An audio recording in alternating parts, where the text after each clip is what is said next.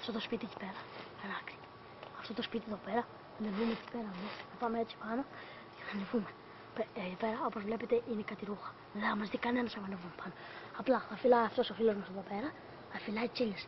Πρέπει να πάρω κάτι του φίλου μου που μου το έκλειψε στο σχολείο. Αυτό τι πρέπει να κάνουμε, πρέπει να ανεβούμε πάνω.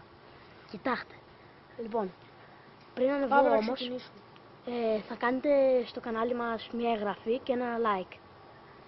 Για να δείτε και τα επόμενα βίντεο. Αυτό τώρα θα είναι μια κομμωδία. Λοιπόν, με το 3 στον αέρα. Το βίντεο που σου ξέχασε εδώ ο Χρήστος θα ανεβεί μόλις θα τελειώσουμε, μετά από κάνα μισάωρο θα έχει ανεβεί. Μπείτε να το δείτε.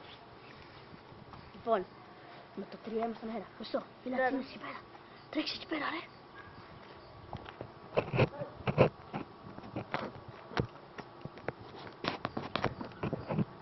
Φτιάχνουμε λίγο την κάμερα, ρε.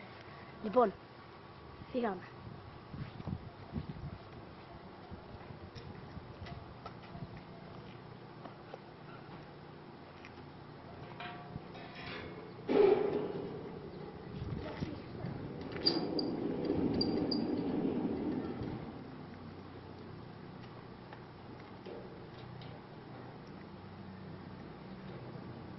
Γιατί να περιμένει μέχρι την Δευτέρα, θα το κάνει τώρα έτσι, φανταστείτε πόσο χαζός είναι.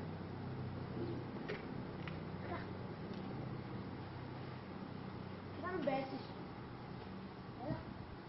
Κοίτα μην πέσεις. Πού να πας τη γλώσσα σου, τσακίστηκα. Όπως βλέπετε σκοτώθηκε. Σκοτώθηκα, μαλάκα, τι γελάς. Πού να πας τη γλώσσα. Όμως, έλα μου με πιάσω.